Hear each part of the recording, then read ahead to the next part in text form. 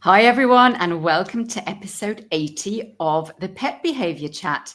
And today is going to be a super interesting episode because we're going to be talking about the business of behaviour. So we're going to have a look at the business end of things, which I think is a really interesting topic and something that we probably don't think enough about. And in order to do this, I have all the way from the UK joining me the lovely Jo Moorcroft and the lovely Vicky Davies, who run the Canine Behaviour Academy. So welcome, ladies. It's so lovely to have you both here. Thank you for having us. You. I'm just so excited for this one. This is going to be really cool. And I should probably just mention very quickly how Jo and I first met. So this was back in 2018. Can you believe it? We first met in Windsor at a practical behavior clicker workshop. So this was kind of my first little introduction into behavior. And I think since then, we've both kind of gone on these massive journeys. I finished my residencies, and you have obviously started up this amazing business. So it's been quite a full circle to kind of come back together again and chat on here. So yeah, very, very lovely to have you here. But I'd love to start by having you both introduce yourselves and just letting us know a little bit about your business. Oh, well, thank you for that, Katrin. And yes, wow, I can't believe that was all those years ago now. Back in Windsor. I can remember it like it was yesterday. Hi, everyone. I'm Jo. I am one half of the Vicky and Jo duo over at Canine Business Academy, fondly known as CBA. We like referencing it as CBA because it also has that connotation of you can't be asked to do something, but we like to change it to you absolutely can be asked to do something.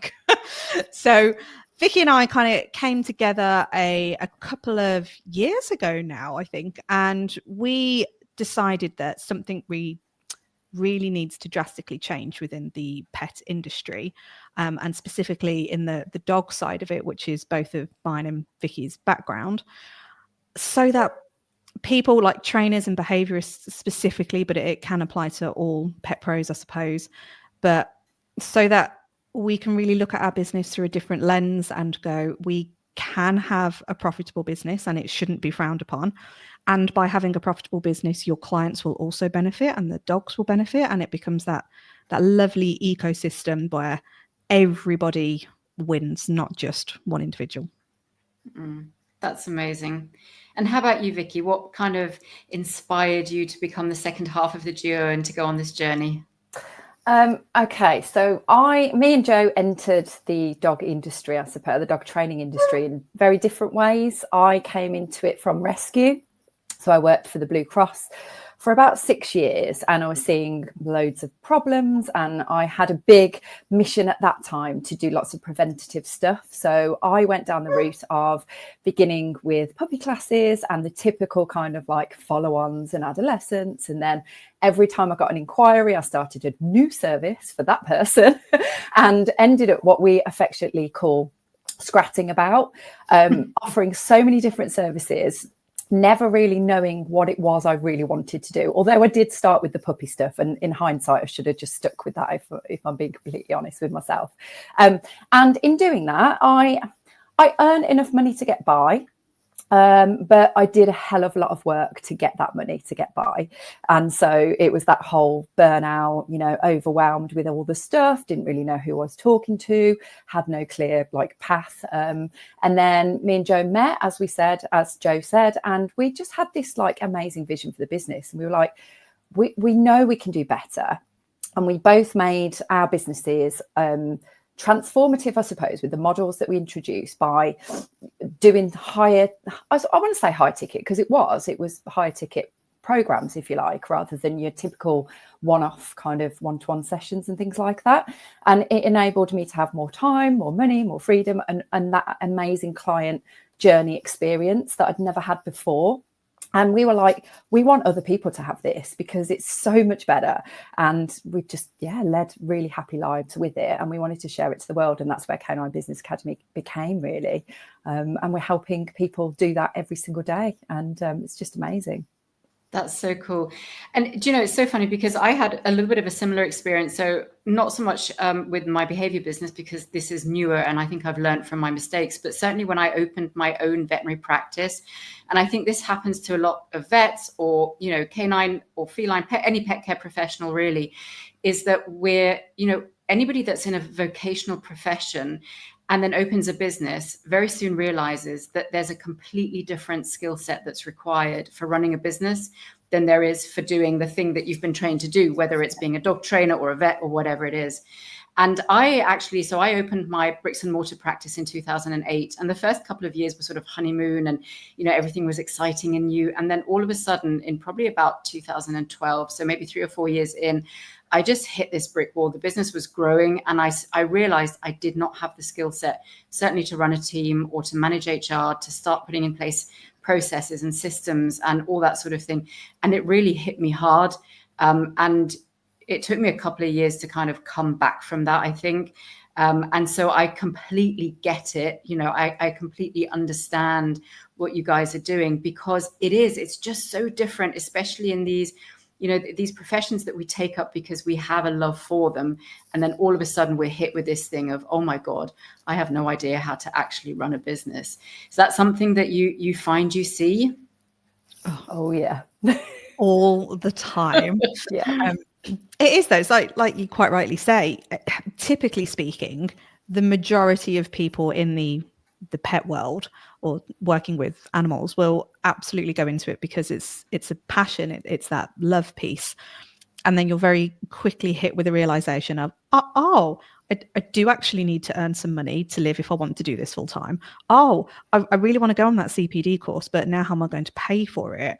I know I'll just collect all the money that I've just earned over the last year to go to that CPD course. And now I'm back in the same situation where I've still got no money, I'm still scratching, and I just don't know what I'm doing. And I think the thing that Vicky and I are really fortunate to be able to offer is we truly understand that there are different phases of business. So like you also pointed out there, that the first couple of years of that honeymoon period, you know, you can kind of afford to make a few mistakes and it's natural to do so.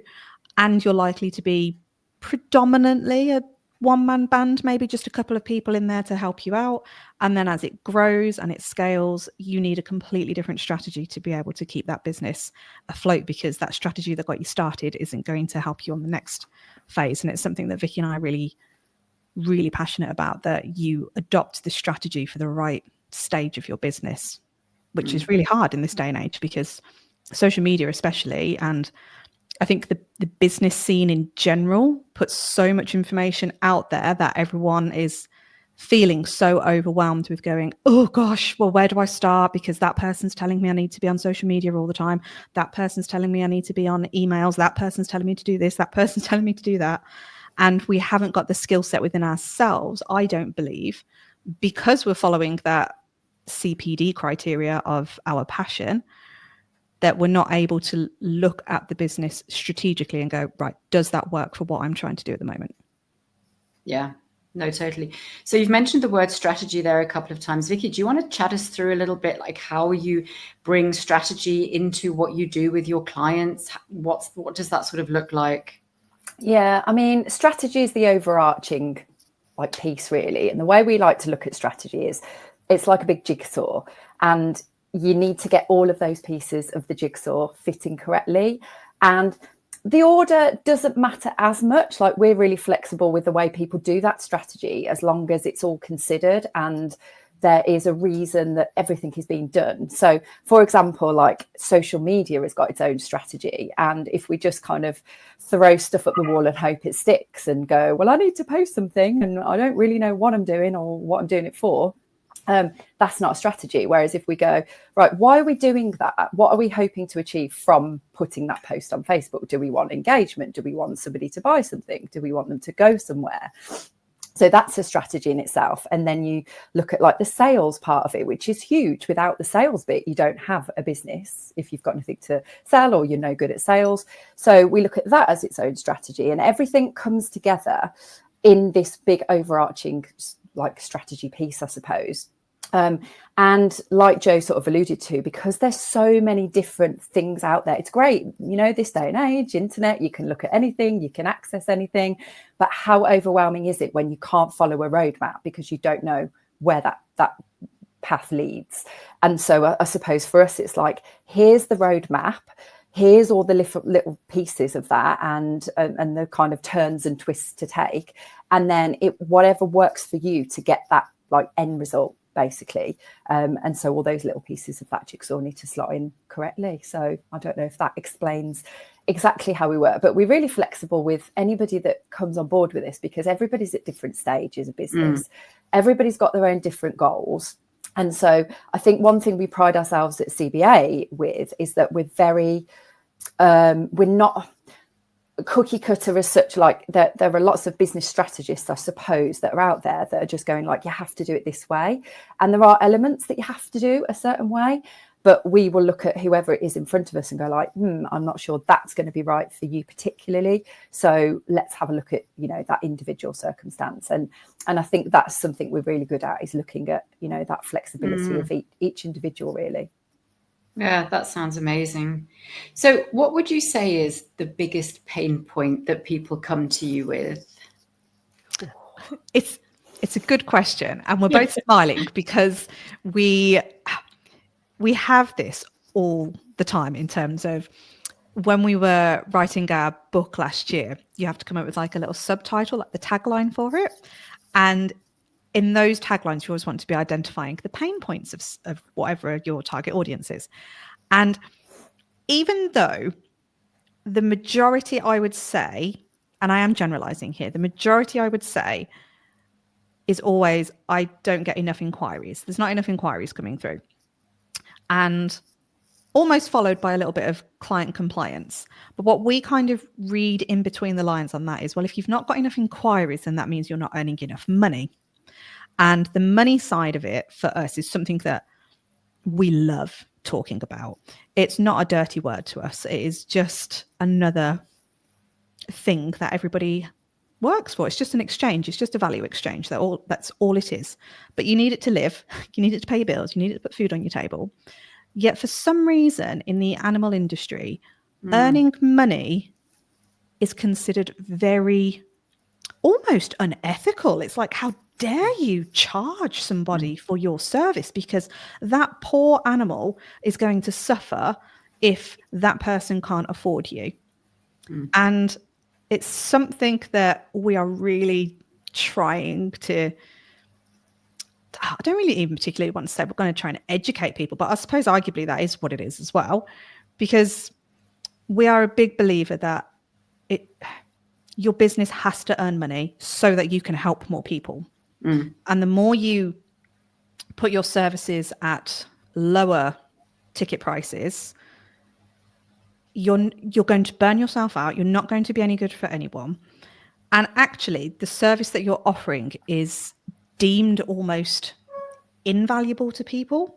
And then this is the situation that we find this industry is in at the moment. So kind of going back to your question then of what people come to us for, it is genuinely more inquiries.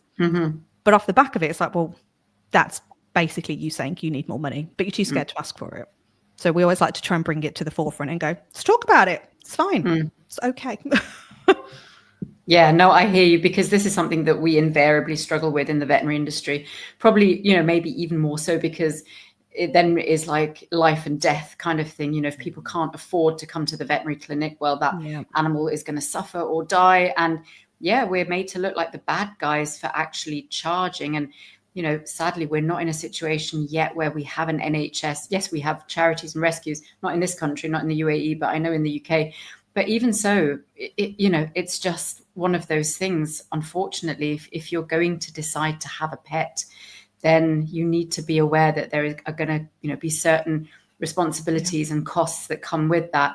And it shouldn't be the professionals that suffer for that, or that should take the hit for that. So it's actually funny that you say that, because one of the things that so there's this whole, in the veterinary behavior world, there's a lot of chat as well around, is it even possible to earn a living being a veterinary behaviorist, right? So we do all this work, we do all this studying. I've literally just gone through two of the most traumatic exams of my life to finally get these qualifications. And then there's the question at the end of it is, can you even make a living off this? For me, it's slightly different because I have my practice. So there's a difference there. But I said to myself when I finished my exams, I want to prove that it is possible to make a decent living as a veterinary behaviorist, even if I didn't have my practice.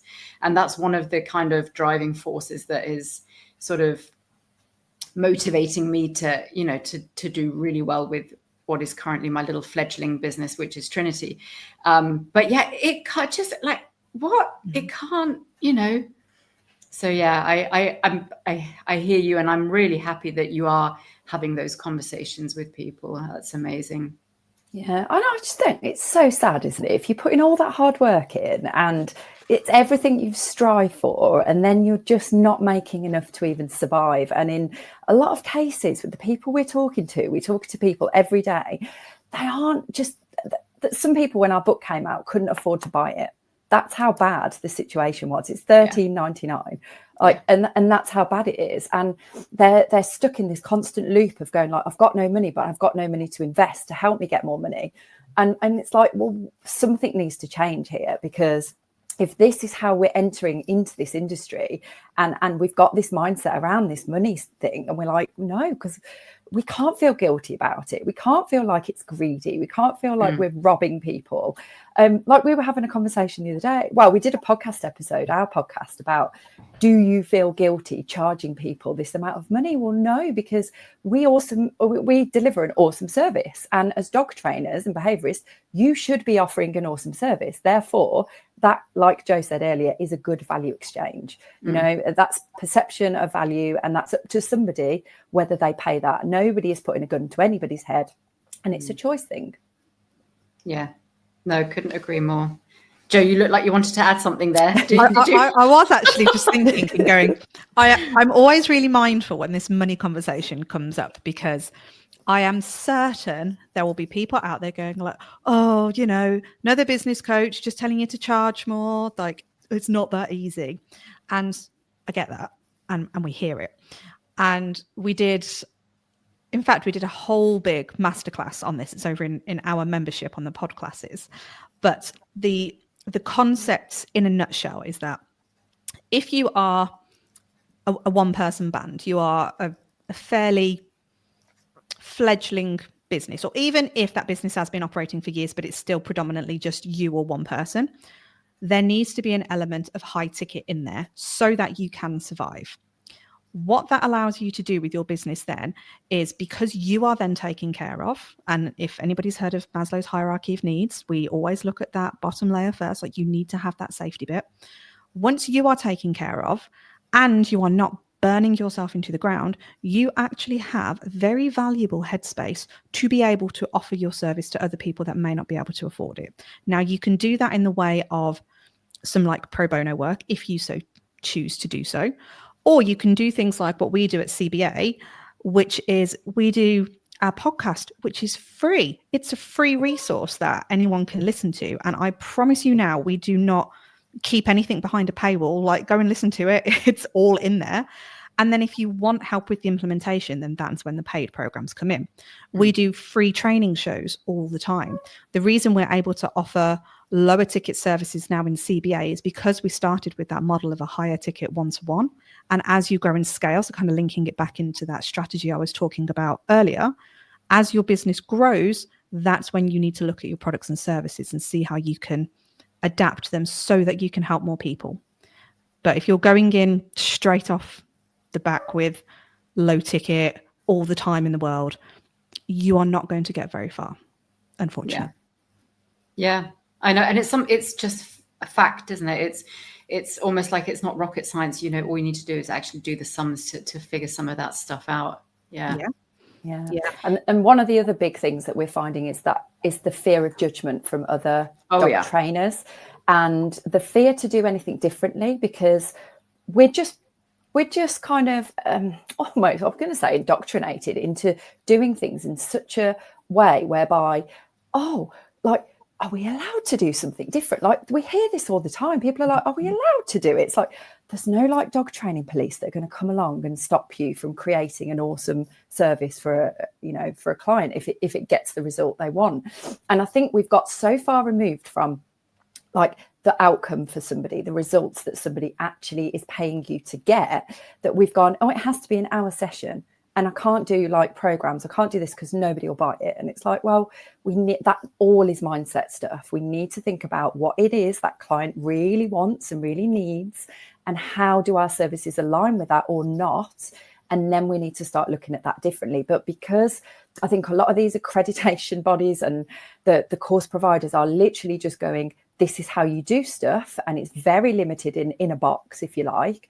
Nobody has the confidence to do anything differently. And then if they're surrounding themselves with other people that are going, you can't do that, well, of course, that's what we're going to think that we can't do. We can't do anything that's different. So fear of judgment is huge, and the fear of putting yourself out there and doing anything that's a little bit different is huge as well. Yeah, no, totally hear that. And the word that just struck me that you said there, Vicky, was confidence. And I think, probably thinking back to my early days with the clinic, when I had that kind of, after the 3-year honeymoon period, things sort of started to feel more sticky.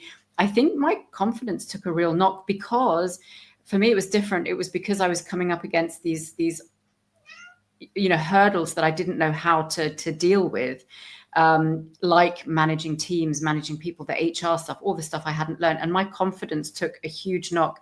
And it actually then took for me to start working with a coach after that, to really start figuring things back out again and getting my head straight again, and understanding actually what it was that I wanted to do and where our value was. And that, no, absolutely, how can you know all of these things, as well as being a vet and, doing surgeries every single day, 7 days a week at the beginning and all that sort of thing. So, and so coaching is something that has stayed with me massively. In fact, my husband and we've just come back from a 2-day coaching course. So we do this once a year. Just he and I, we go and see a coach that we've both been working with for a while. And we just literally have a 2-day coaching retreat where we talk about us. Obviously, we work in the business together. So us as a couple, how that translates into our relationship, what we'd like to see for the next years individually as a couple, and so on. And I just don't think I could do it without that anymore. It's so valuable to have that check-in. Is that something that you've also found in terms of either working with coaches for yourselves, or now also offering that coaching element of things to your clients? How do you feel about that?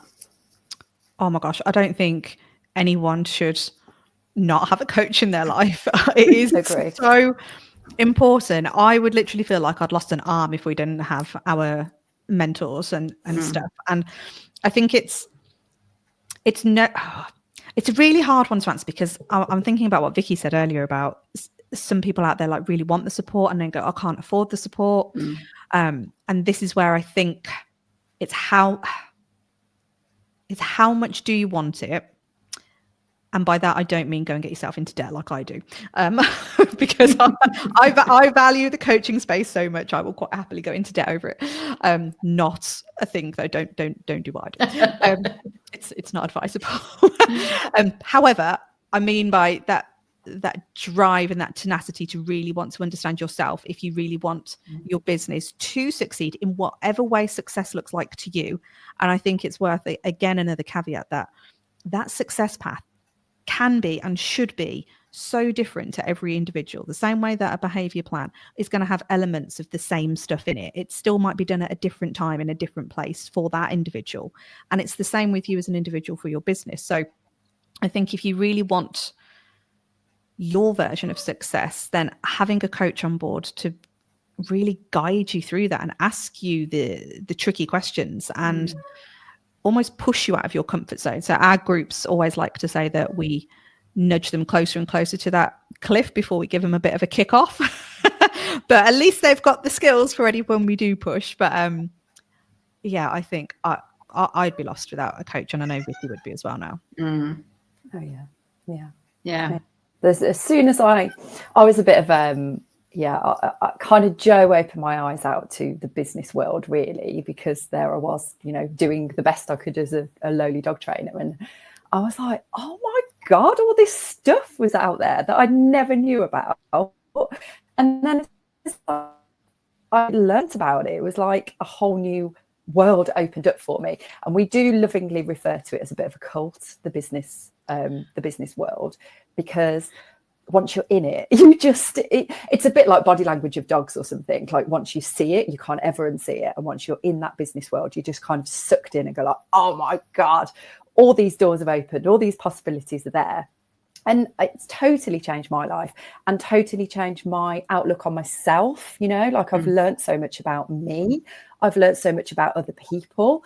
I thought I was a customer-centric person. I don't think I was, and now I truly consider everything about how that person's going through that journey or how they feel at every point of it. And it's taught me so much, and I've grown so much as a person. And, I felt like I was an okay human being beforehand, but now I feel like I'm an awesome one because of those people that surround me. And it is true, like you are the average of the 5 people you spend the most time with. And that's definitely proven over the last few years for me. Yeah. And I think it's not always comfortable. I think you have to remember that as well. It's not always comfortable. Yeah. You kind of think, oh, great, I'm going to get this business coaching. It's going to be amazing. My whole world's going to change. And then actually you usually fall into a bit of a hole beforehand and you're like, shit. Yeah. I mean, a lot of that came up for me as well, like, oh my God, really coming face to face with, I didn't handle myself very well here and I could have really handled that better. But then also having the ability to forgive yourself for some of those things because you just didn't know better at the time, or you had to do whatever it was you had to do in order to survive in that moment, which I think that's where a lot of businesses find themselves, isn't it? It's that kind of survival piece, like you guys have just said, being to the point where they couldn't even afford to buy your book. Obviously no judgment, but just being in that situation, that's not comfortable for anybody. So yeah. Oh, my cat. Here we go. She's just joined us. I mean, it wouldn't be a veterinary behaviour podcast without the cat in the background. Oh, she's lovely. I love it. They do half come in at times and distract us, don't they, these animals? I know. But that's why we love what we do, right? That's why we do what we do. Precisely, yeah. But yeah, so coming back to the whole thing of it sometimes is just uncomfortable, right? And I think maybe that's something that also you have to be ready for if you want to go on a journey of actually getting yourself better, getting your business better, is knowing that sometimes, you are going to come up to the edge of your comfort zone, and that's not comfortable. No. And I think if somebody had told me how much I was going to be pushed out of my comfort zone, I've had second thoughts about it, actually. No, I'm joking, but the change of like I said, all of the stuff like the looking inwards and stuff is just, you don't expect that part. Like when you get into this business thing, you just do not expect that to be part of it. And that's the bit I really love. Like I love the business bit, but I love that bit because it just makes me a better person and it makes me help other people to be better people. And that is just so satisfying. Yeah. There's a lot of human factor that comes into it, isn't there? Yeah. More so than I think anybody can ever imagine. And I think that there is a lot of expectation that when you bring a coach on board, if you choose to do so, that they're just going to give you this roadmap that Vicky kind of alluded to earlier. It's like, go and implement these things and then you will have an incredible business. And it just doesn't work that way because we are all human beings. We all have our own stuff going on. Things are going to crop up all the time. You're going to look at something different to how somebody else looks at something. You're going to feel more uncomfortable about doing something than somebody else would. And you have to work through all of these. And for us, like a really good coach is someone that will be able to support you on that personal development journey, as well as give you the business tactics. And they should be able to identify whether or not you will struggle or you will find it challenging in certain areas. So certainly for our side, what we find a lot is people are really uncomfortable in the sales process. They feel like it's really, I don't know, what's it kind of been referred to as? Like it's really hard, it's pushy. It just feels unethical, feels like wrong to actually sell your services. Yeah. And for us, it's like, it's a skill set as a coach to be able to help somebody go through their own journey with understanding why they feel like that. Because for us, sales done really well should be full of integrity. It should be both parties involved going, oh my gosh, I cannot wait to work with you. And you getting a really good outcome at the end of it. And that's sales done really well. But being able to identify within yourself what that blocker is, that's where a good coach should be able to come on board and support you through understanding what those blocks are. But I don't think it's what people expect. Yeah. No, I agree. I think changing your mindset around money is hard, isn't it? Because identifying where that comes from, and that might be, from the way your parents modeled their relationship with money and that sort of thing, or, other bad experiences that you might have had, or what people might have said to you because you were earning money. That's actually an experience that I had when I first opened my clinic. I had that experience. I had another vet that I was very close friends with at the time, really kind of, well, where did you get the money from to do this? And how does it work financially? And was like really, and I just remember being really kind of, that felt quite uncomfortable, sort of, having that level of confrontation around how dare you afford to be able to open up your own business? And surely you must have done something bad to be able to do so. So it comes up everywhere, doesn't it? And you have to have that, I guess, that strength to not allow that to influence you too much. But yeah, it's crazy. Money mindset. Yeah. And it's funny because if we tried to sell our coaching programs about that, nobody would buy it. Yeah. They literally wouldn't. They'd be like, oh, I don't need that. And it's only when you're working through it. So you kind of have to sell them what they want, not what they need and all that kind of stuff. But it's part and parcel, like Jo just said. It's integral. You cannot do one without the other as far as we're concerned. So we have to just work through it. And those things are going to crop up, and we know they will. So we kind of preempt people that, it's not going to be all smooth sailing. There are going to be dips. There are going to be times where you were elated, and there's going to be times where you feel so low and so crappy about everything. And we're here to help you work through all of those ups and downs. Yeah. So one thing I wanted to touch on was, because you mentioned social media earlier, which is obviously a bit of a minefield, or can be, comparison-itis. Is that something? Oh, yeah. Okay. So that's something you obviously see, people experiencing, or your clients experiencing. Give me your thoughts around that. Where to start? I think, what I was going to say, that I think this comes down to what you were talking about earlier, Jo, when you were saying about the different stages of business, and people are trying to compare themselves to like somebody on Instagram with like millions of followers and go like, I need to produce that kind of content. You're like, you're just a local dog trainer. No, you don't. But that's a big thing, isn't it? Yeah. I think it's a huge thing. And we go on a lot about really understanding why you're doing what you're doing. So really having that purpose bit, really understanding why your business exists, identifying who your business is there to help.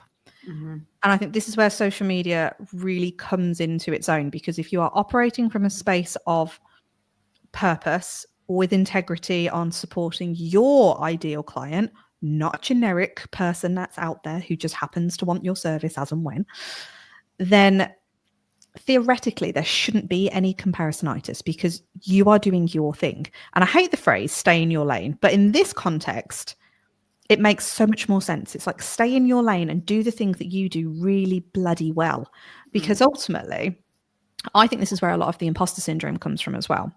And let's face it, in pet behavior world, it's normally each other. Like, it's these, whatever we refer to ourselves as, it's your colleagues, it's your peers, it's your competitors, it's all of those that are giving you shit, not the clients. So we are actually hindering our own businesses based on someone who is never ever going to give you money. So why do we do it? So if you really operate from knowing who it is you are talking to, you won't have those issues where you're going to sit down in front of a laptop and go, right, I'm going to do some social media stuff today, and then just look at it blankly for 3 hours and go, I don't know what to put. Well, it's because you haven't done the work on that passion piece. It's like, well, who are you talking to? Because it should come out as clear as day, as if you were going to bump into someone in a bar or a coffee shop or wherever you want to hang out, and you just talk to them. It's human beings at the end of the day. And I think Vicky and I say this all the time. I think we forget that being in an animal-centered business, you're not there for the animals, which sounds a bit contradictory. You're in the people business. You are in the business of people who happen to have an animal. And I think we forget that. Yeah. No, I think you're right. Yeah. Vicky, your thoughts on comparison-itis? Yeah, I'm just echoing really what Jo said. I think it's that desire to do. I think relating back to what I was saying earlier, actually, about not having the confidence to do their own thing, actually, because if we are going to directly talk to the person that we really want to bring in, what that means is having to disqualify lots of other people. So that's really scary. Yeah. So if we have to go like, I'm only talking to young families with a puppy, for example, what about all the other people that haven't got young families and have adult dogs? Like suddenly that's a really big thing that we're doing is going, we're not talking to you anymore. So like crossing over, I suppose, into niching a little bit if you want to go down that route. But ultimately kind of ideal client work or finding out who it is you want to work with, it naturally crosses over into that niching bit, as you know, the way we look at it as well. So I get that can be scary, and I get that no one else might be doing that around you, and that takes a lot of confidence and a lot of courage to actually go, no, I'm sticking with this. Like, I know that is my superpower. I know that I'm really good at working with those kinds of people, and I really want to bring those kind of people in. And the moment you change that kind of messaging around who it is you want to bring in, they'll come.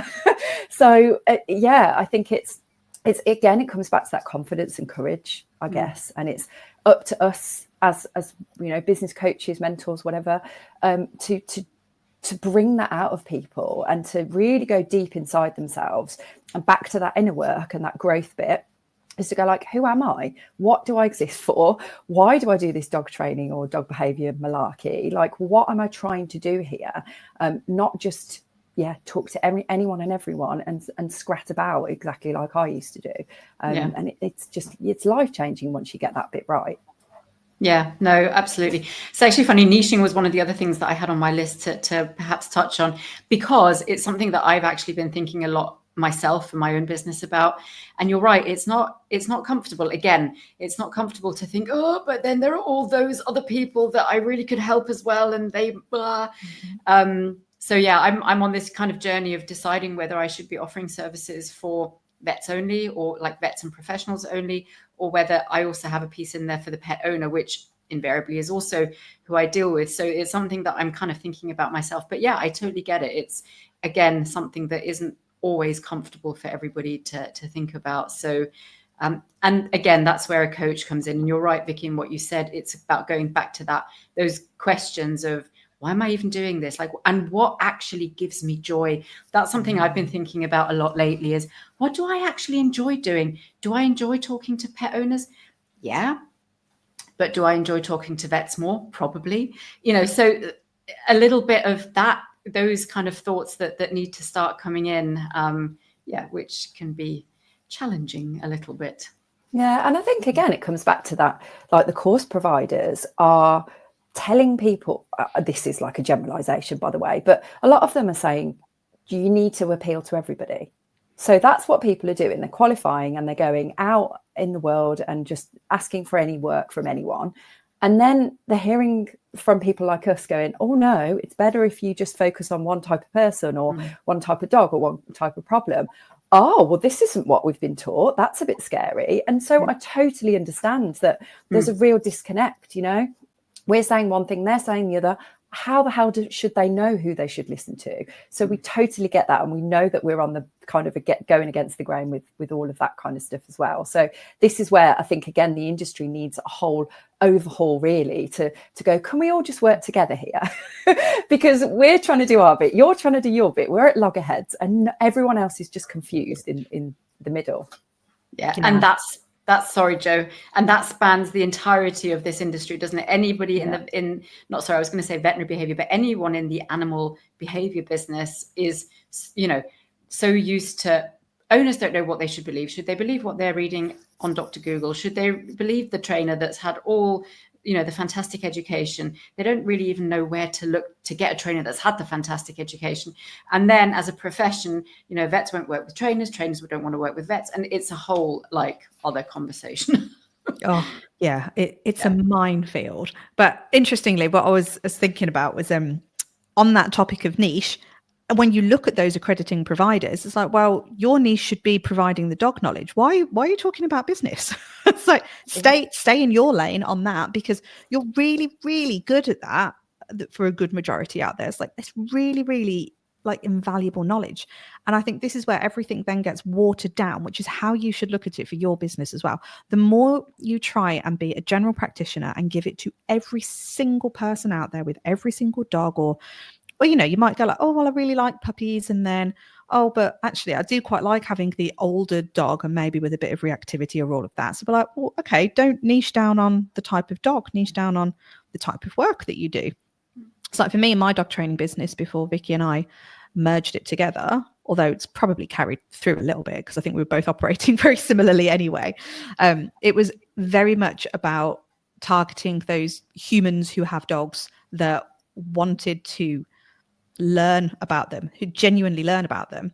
So we've always been in that coaching space, and that was kind of like the outcome that we provided, like that support for you to walk away with a bit more knowledge. So we didn't promise to fix a behavior. We wasn't a typical dog trainer. Our whole messaging was, and that actually gets a lot of flack in this industry, going like, oh, well, nobody wants to be told that. People want trainers to go out and do the thing and fix the dog and do this, that, and the other. We're like, yeah, some people, but that wasn't who I enjoyed working with. So we did it the other way, and it was very successful. It was absolutely fine. So I think leaning in, and again, this is where that confidence bit comes down. And I do genuinely believe this stems from the accrediting bodies. And if there is anybody listening, please do better. Come on now. We're in 2025. We need to be actually supporting the whole industry, which will then support more people, and we can stop having these crappy conversations about who's better at this and who's better at that. It's just, when we look at it from that customer centric view, looking back at it in the business of what's going to benefit you, what's going to be a win for the client, which is then ultimately a win for the animal, that's where we need to be. Yeah, couldn't agree more. And I think that's probably a really nice place to leave it, which just leaves for you both to let everybody know where we can find you, what kind of services you offer. Obviously, I'll be putting links and things in the show notes, but I'd love to hear it from you, what your services are, how people can work with you if they'd like to, if they've been inspired by our conversation today. So Jo, kick us off. Oh, this is unusual for me to do it. It's normally Vicky. I would do my best. So I suppose the first place to start is head on over to your podcast provider and have a search for Let's Talk Dog Business. That is our weekly podcast episode that goes out weekly, obviously.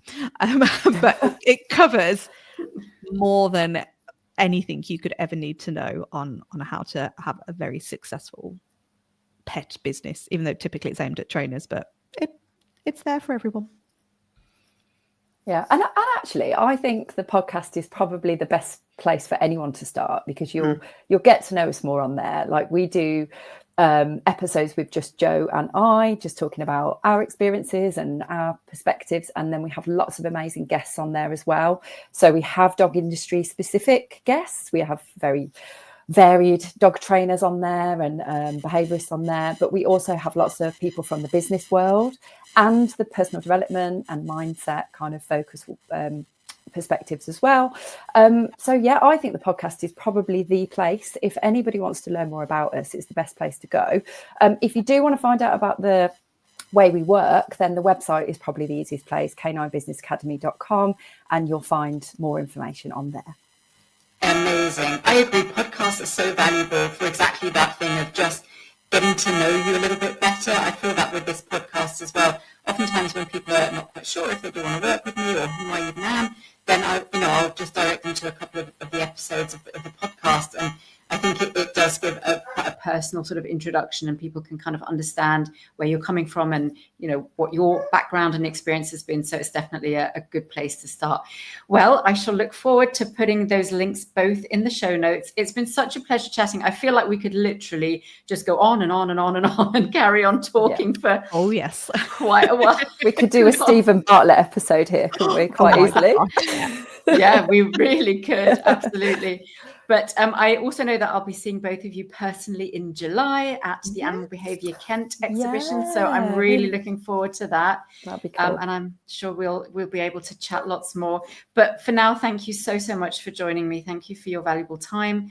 And to everybody listening, thank you very much. And I look forward to seeing you next week in episode 81.